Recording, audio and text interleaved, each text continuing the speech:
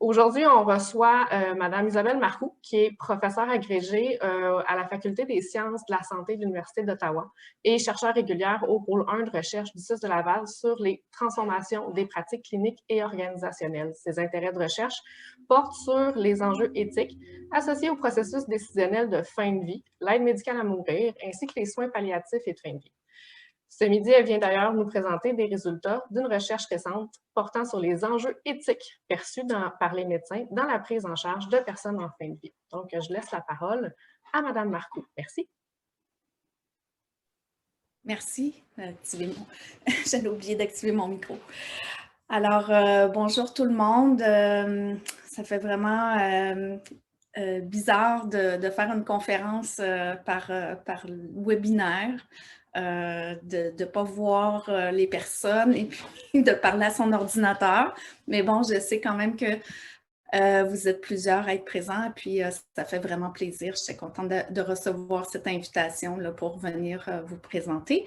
Donc, sans plus tarder, je vais...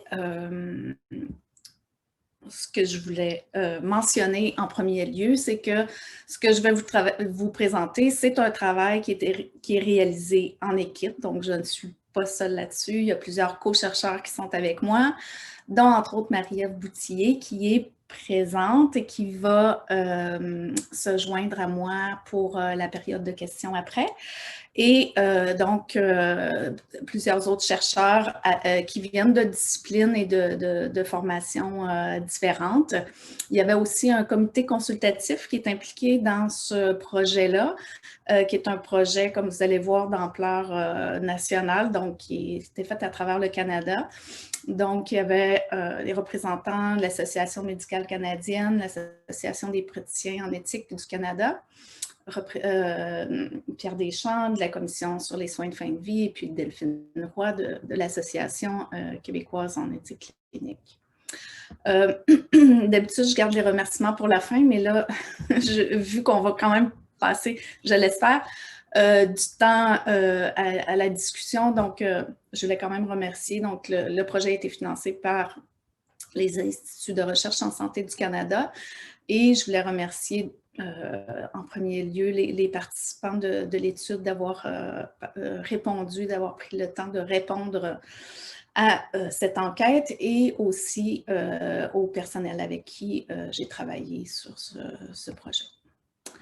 Alors, juste brièvement, là, pour remettre en contexte le projet, donc il y a eu les travaux de la commission spéciale sur la question de mourir dans la dignité, qui était donc cette commission-là, qui a été mise sur pied en 2009 et qui a, à travers différentes étapes, fait une démarche de réflexion auprès tout d'abord d'experts, de personnes qui étant impliquées dans le domaine, et ensuite de consultations là, plus générales auprès de la population, se sont déplacés dans différentes régions du Québec pour vraiment sonder le pouls de la population et des gens impliqués dans les soins de fin de vie sur en fait différents sujets, mais au début, il y avait quand même la question de l'euthanasie qui était quand même assez centrale, mais ensuite, ça s'est, disons, développé de façon plus large là, sur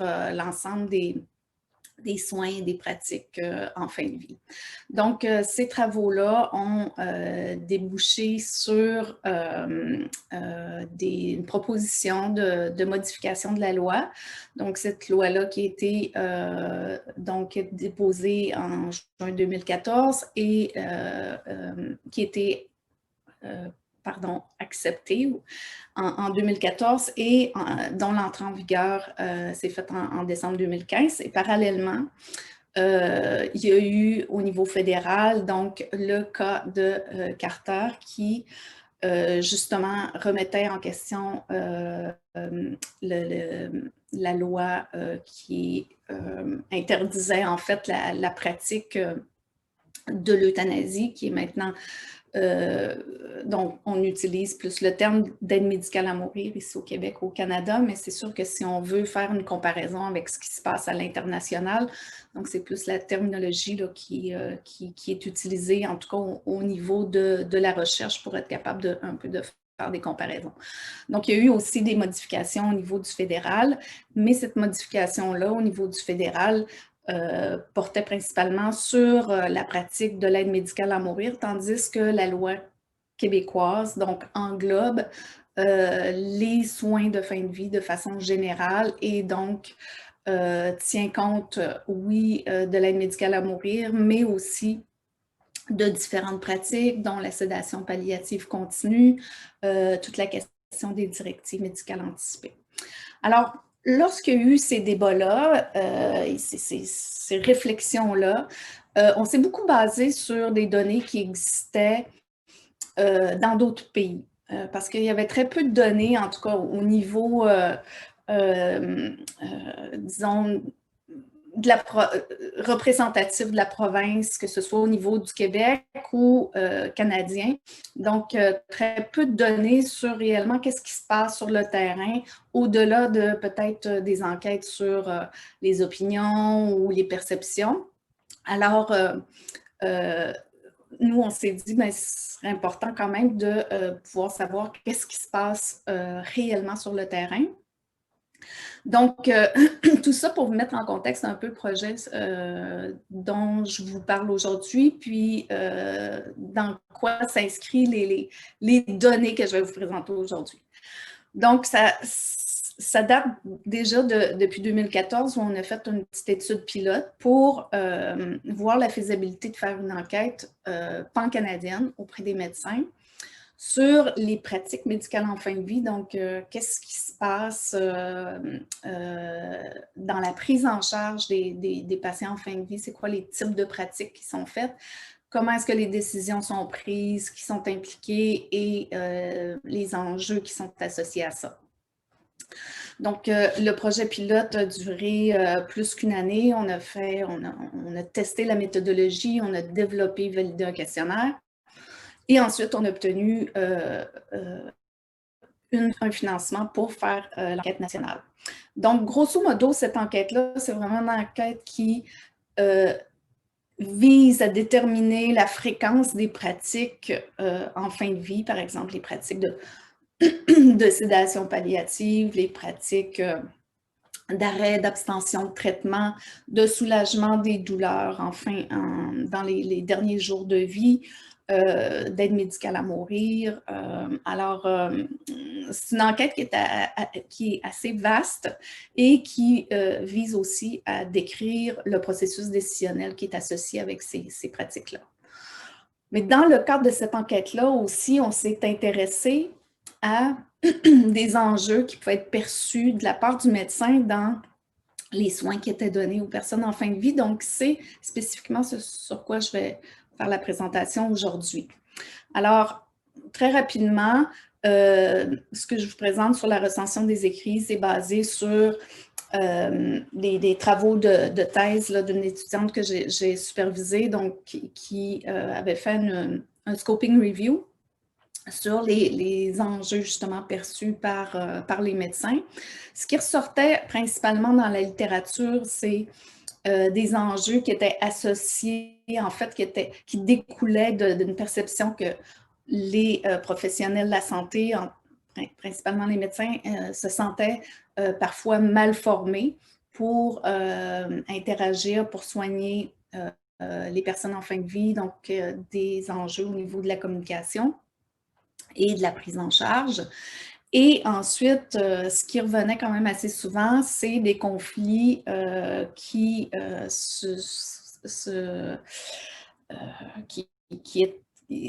émanaient là, de cette prise en charge-là au sein même des familles, donc entre les membres des familles, entre aussi parfois les membres de l'équipe de soins et entre les familles et l'équipe de soins.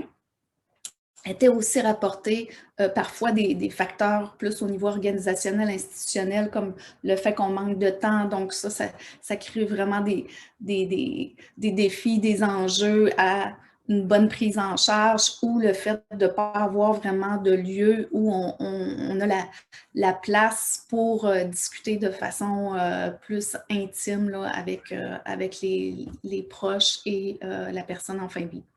et finalement, des enjeux sur des différences au niveau de la culture, au niveau des valeurs qui vont avoir un impact aussi dans la prise en charge et sur la perception, en tout cas le sentiment du médecin là, à avoir à gérer ces situations de fin de vie-là.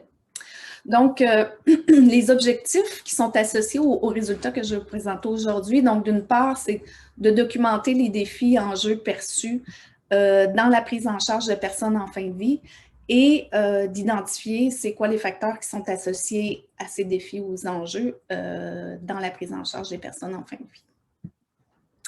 Alors, je vais passer rapidement sur la méthodologie. C'est une vaste enquête, donc, comme je disais, pan-canadienne. C'est une étude rétrospective où on demandait aux médecins de documenter le dernier patient décédé dans la dernière année pour lesquels ils ont eu la responsabilité des soins.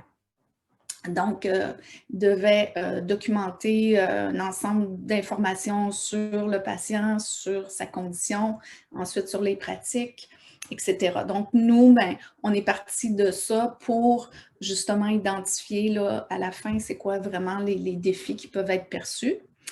Alors, on a sélectionné, vraiment fait un échantillonnage aléatoire à partir d'une base de données assez représentative de l'ensemble des médecins à travers le Canada. On a sélectionné les spécialités qui étaient plus susceptibles d'avoir à prendre en charge quelqu'un en fin de vie. Et donc, on a fait un échantillonnage aléatoire à travers cette liste-là. Donc, on a les variables qu'on a mesurées, qu'on a utilisées, sont basées en fait sur une partie de la recension des écrits. Et on a mis en place toute une procédure pour assurer l'anonymat des médecins pour justement avoir un meilleur taux de réponse et donc une meilleure validité des résultats qu'on a obtenus.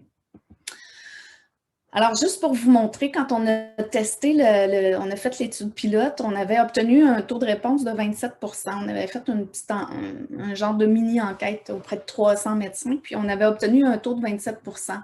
Entre l'étude pilote, l'enquête nationale, on a mis toutes sortes de stratégies en place pour essayer justement d'augmenter le taux de réponse pour avoir justement des meilleurs résultats et effectivement, ça a bien fonctionné. On a obtenu un taux de réponse de 42 % qui est quand même très bon en ce moment pour les études qui sont réalisées auprès des médecins.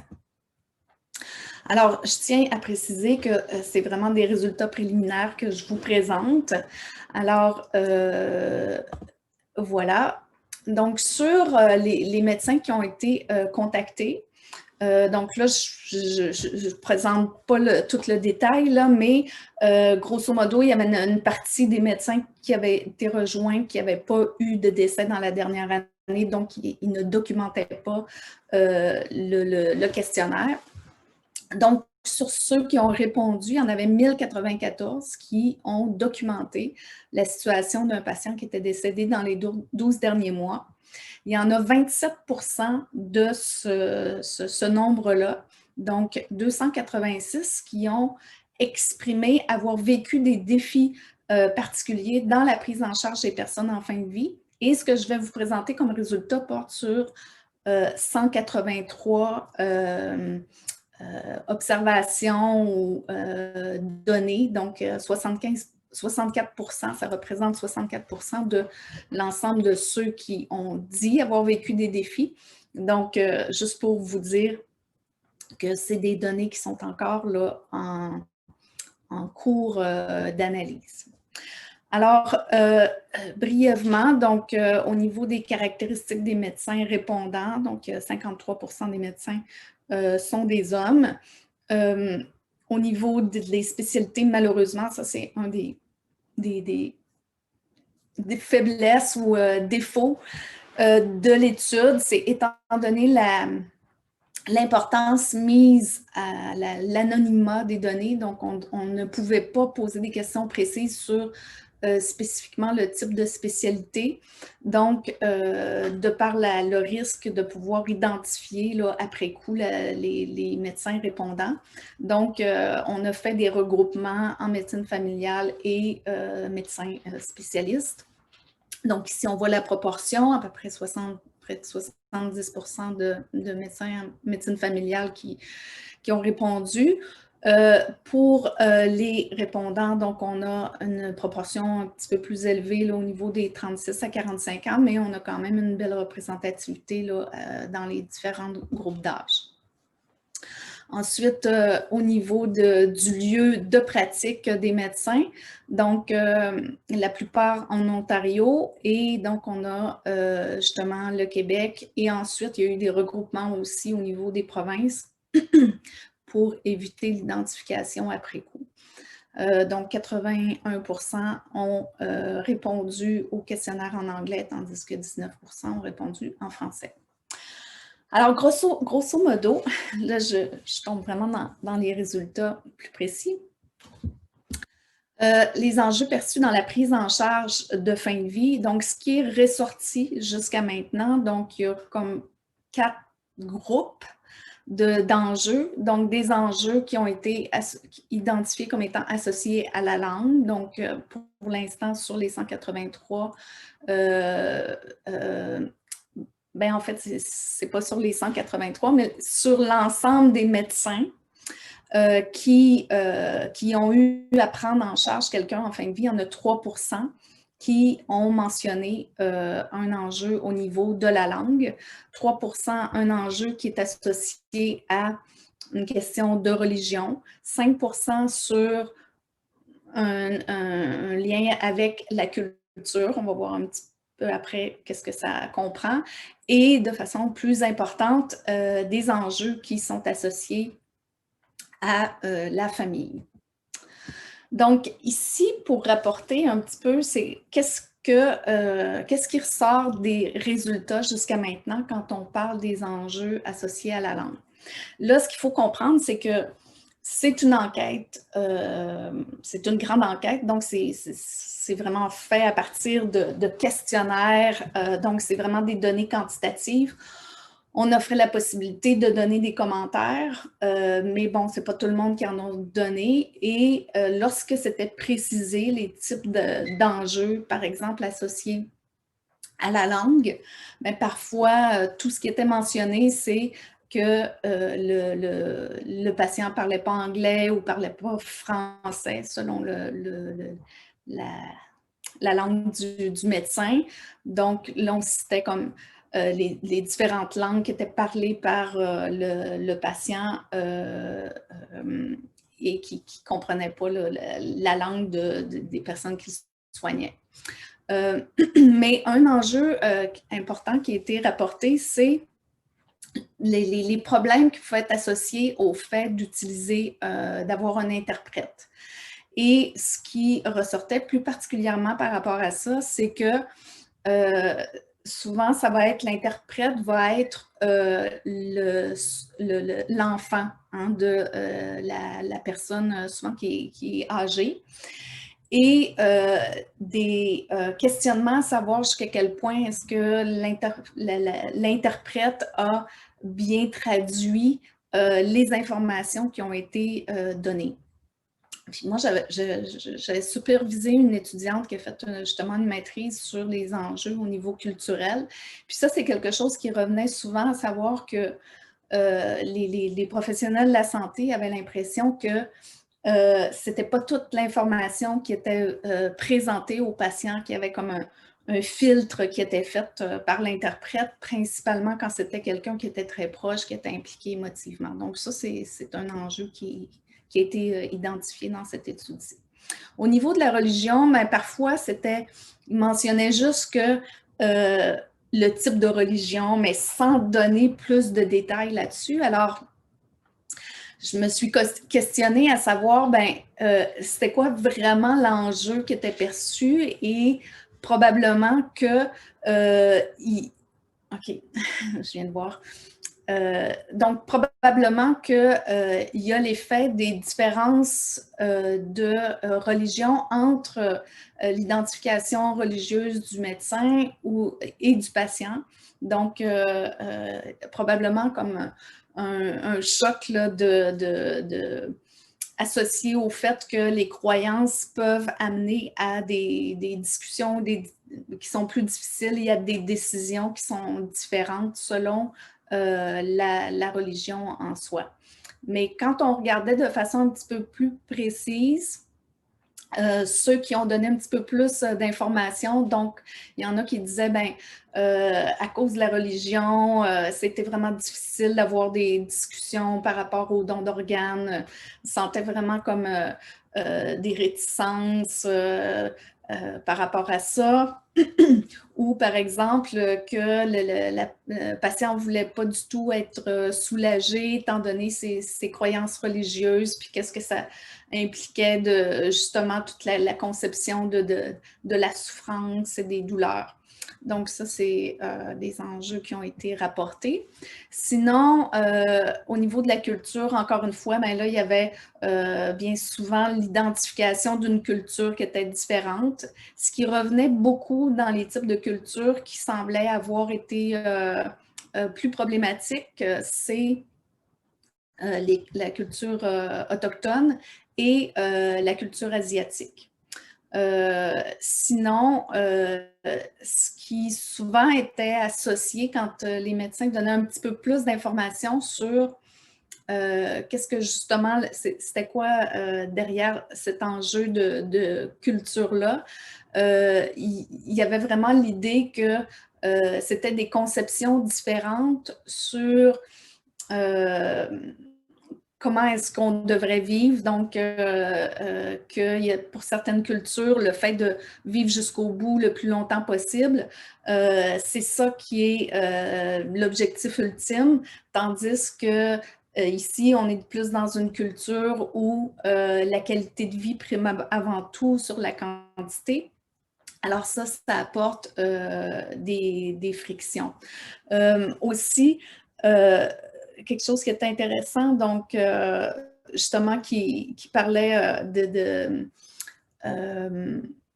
que ça avait été, il y avait un cas, c'était très difficile, entre autres avec un patient qui était d'origine chinoise, pour lequel il y avait des discussions sur le fait de mourir à domicile, mais que le patient ne voulait pas du tout parce que dans sa culture, ben, mourir à la maison, donc il y a le risque qu'il reste en fantôme et puis donc ça c'est comme un frein, donc les croyances associées à la culture sont un frein au type de soins qu'on peut offrir.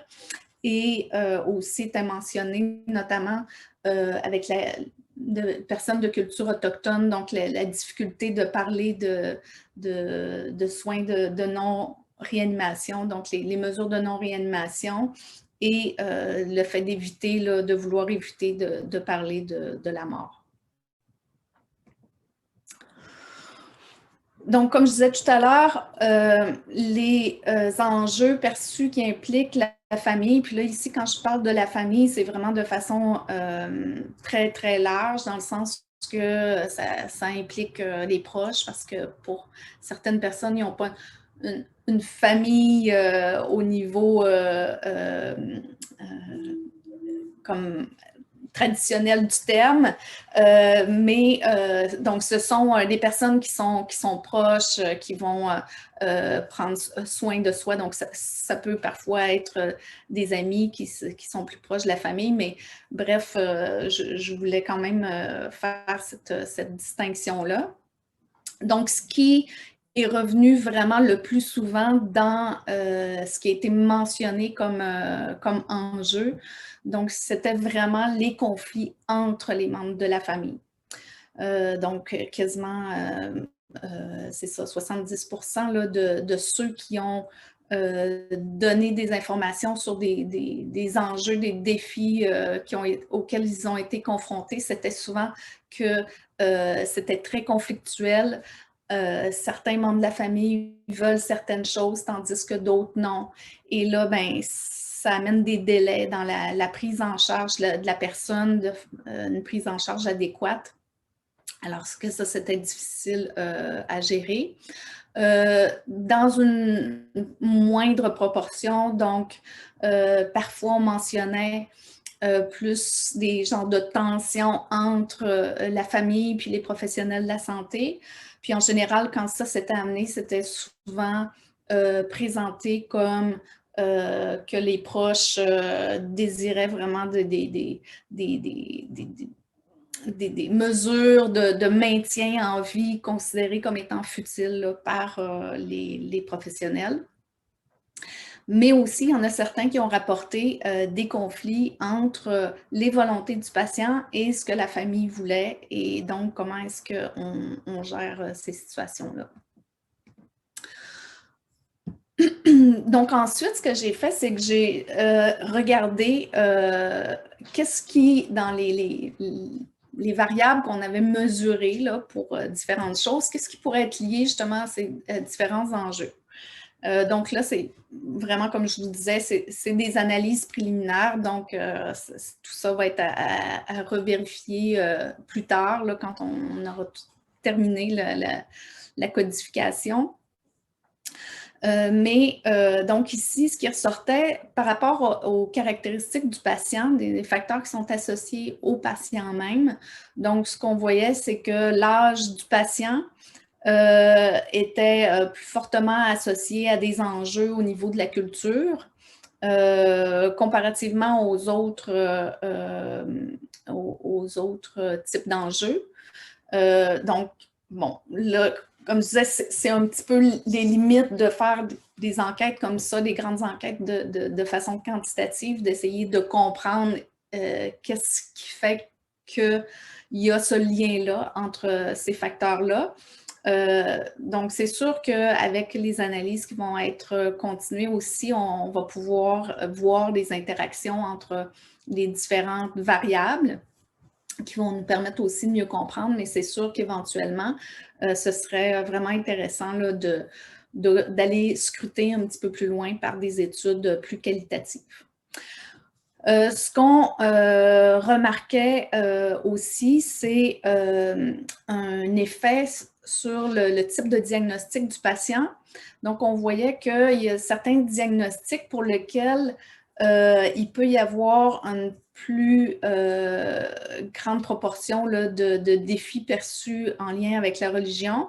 Et les diagnostics particuliers étaient le cancer et les maladies rénales. Donc, il y a probablement un lien avec le fait que, justement, ils se sont associés à des traitements qui ont une perception de prolongation de vie, peut-être pas seulement une perception, mais la capacité de prolonger la vie ou éventuellement peut-être de guérir dans le cas du cancer. Donc, cette idée, probablement que les décisions peuvent être plus difficiles là, pour certaines religions d'accepter justement ces décisions d'arrêt de traitement là, selon les types de diagnostics.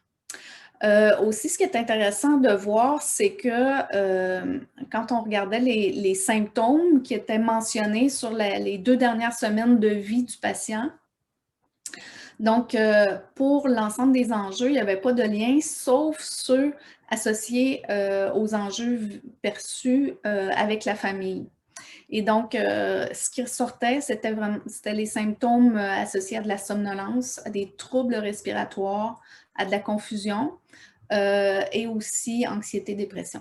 Juste pour mentionner, quand vous voyez une petite barre, c'est que c'est significatif à 0,05, 2 c'est à 0,01, puis 3 c'est à 0,001. Donc, le lien de corrélation, plus il y a de crochets, puis plus il y a un lien important qui a été détecté là, au niveau statistique.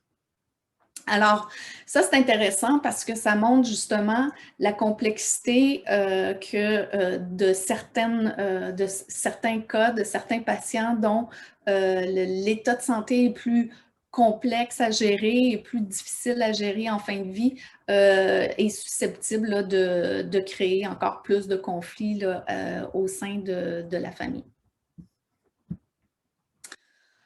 Donc, les facteurs liés aux enjeux perçus, mais où c'est des personnes tiers autres que le patient ou le médecin qui sont impliqués.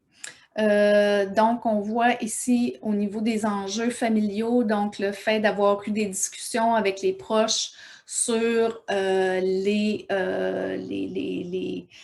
justement les traitements en fin de vie, le type de traitement, qu'est-ce qu'on fait, est-ce qu'on arrête, est-ce qu'on le soulagement, etc. Donc, on voit que ça, c'est associé, c'est quand même compréhensible parce que quand il n'y a pas de discussion, ben il n'y a probablement pas de conflit perçu non plus.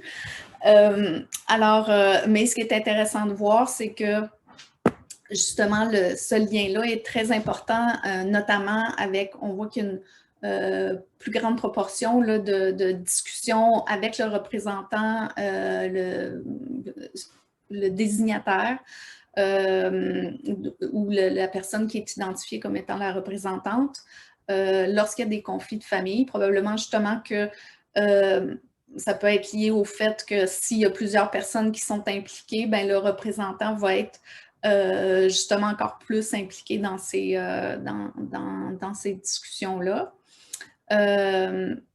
Et sinon, ben, le fait aussi que l'équipe soignante va être impliquée dans les décisions de façon importante et aussi parfois un collègue médecin.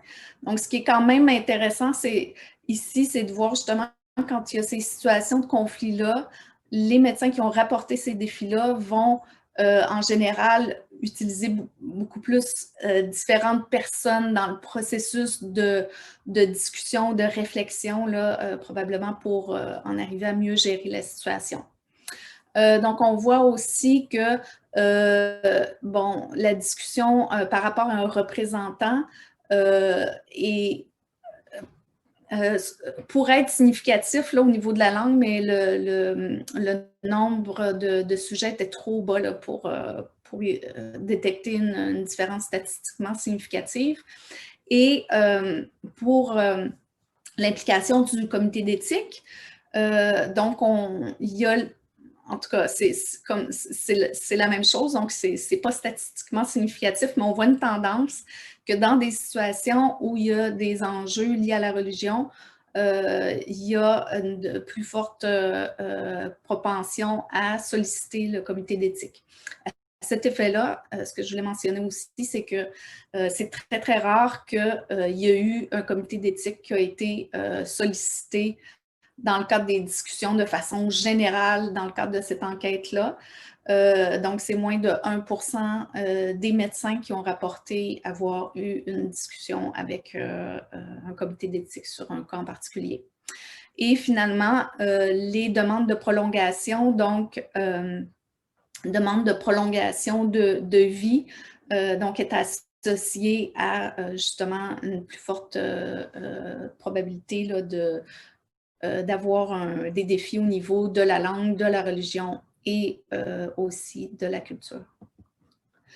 Donc, au niveau du médecin, les caractéristiques associées, c'est intéressant, mais il y a des affaires que je ne sais pas encore trop comment expliquer ça.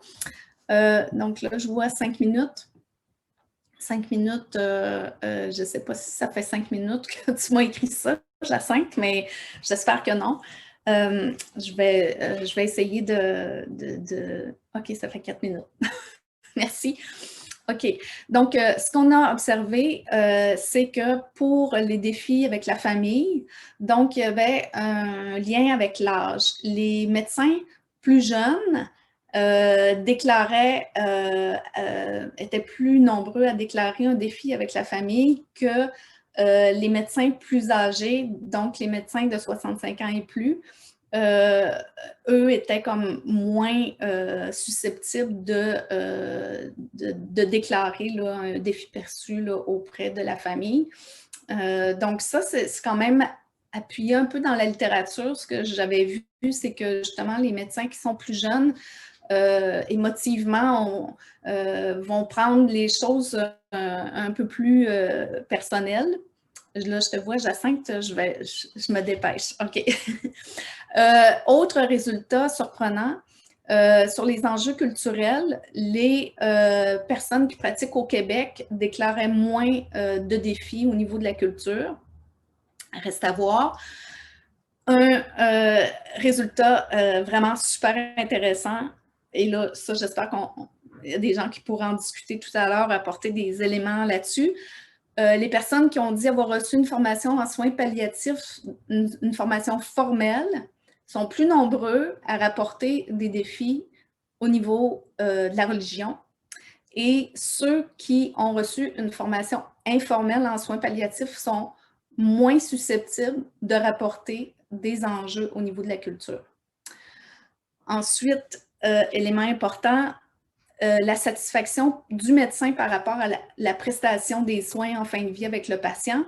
Donc, quand il y a des défis au niveau de la culture, ça a vraiment un impact sur la satisfaction. Les médecins sont moins satisfaits des soins qu'ils ont offerts, et lorsqu'il y a des conflits dans la famille, même chose.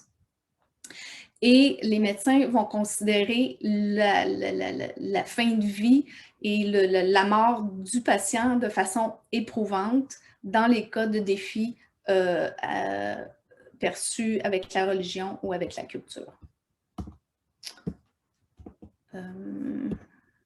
OK. Donc, c'est des choses dont je l'ai déjà discuté. Vraiment, il faut voir ces résultats-là de façon très prudente. Ce n'est pas des résultats qui sont terminaux, qui sont finaux. Donc, on peut quand même voir des tendances. Je pense que ce qui est vraiment intéressant, c'est de voir les proportions, puisque c'est une enquête pan-canadienne, puis de voir aussi là, ensuite, lorsqu'on va faire des analyses multivariées, c'est quoi exactement les facteurs qui sont les plus importants pour expliquer ces enjeux-là. Moi, ce que j'avais aussi trouvé comme élément qui était très questionnant, c'est justement la détresse ou la difficulté perçue du médecin dans les cas de défis avec la religion et la culture, et le lien justement entre la formation formelle en soins palliatifs et la religion. Donc, des questions à se poser sur justement au niveau de la pratique clinique, l'importance de formation des médecins sur la fin de vie en communication, mais aussi au niveau de sensibilité culturelle, la sensibilisation et information des proches, des parents et des communautés d'autres cultures, et le développement d'outils pour aider dans la pratique clinique.